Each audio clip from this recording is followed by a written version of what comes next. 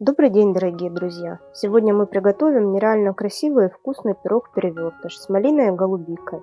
Он готовится очень легко и получается очень вкусным. Для начала подготовим форму. Хорошенько смазываем ее сливочным маслом. Одно засыпаем сахаром. Масло, сахар и ягодный сок при выпекании образуют очень вкусную ягодную карамель. Форму встряхиваем для того, чтобы сахар равномерно распределился по дну. Теперь выкладываем свежие ягоды малины и голубики.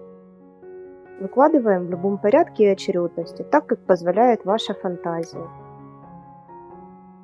Расскажите в комментариях, рецепты каких пирогов вам бы хотелось увидеть на моем канале. Мне нравится, когда из голубики выложена такая кокетливая полосочка. Ягоды необходимо укладывать плотно, чтобы между ними оставалось как можно меньше пустот.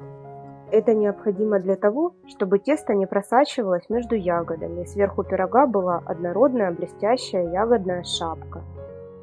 Теперь подготовим тесто. Для начала смешиваем сухие ингредиенты. 240 грамм просеянной муки, щепотку соли, 10 грамм разрыхлителя.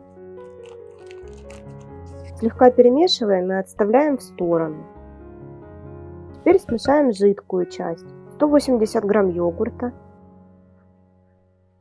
3 яйца, 130 грамм сахара, 20 грамм ванильного сахара, 80 грамм растопленного сливочного масла. Перемешиваем венчиком до однородности. В тесто также можно добавить цедру одного лимона. Берем только желтую часть. Так тесто будет более ароматным.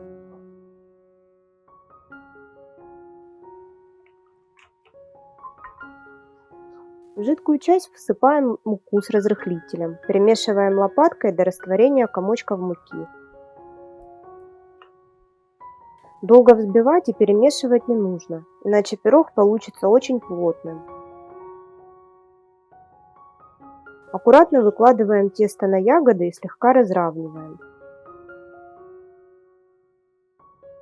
Пироги-перевертыши готовятся невероятно легко. С ними не может возникнуть абсолютно никаких сложностей. При этом получаются они очень вкусными и станут украшением любого стола.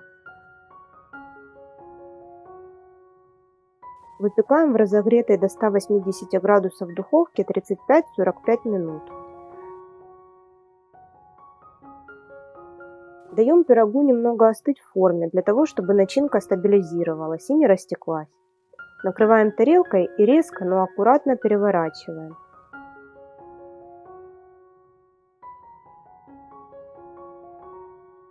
Это уже выглядит невероятно красиво и аппетитно. Можно сверху украсить свежими ягодами, листиками мяты или базилика. Мне больше нравится базилик, он невероятно гармонирует с малиной и придает пирогу потрясающую пряную нотку.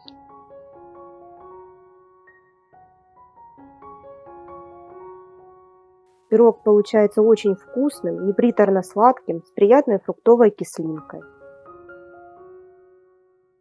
Если вам понравилось видео, поддержите меня лайком и подпиской на канал. Всем пока и до новых встреч!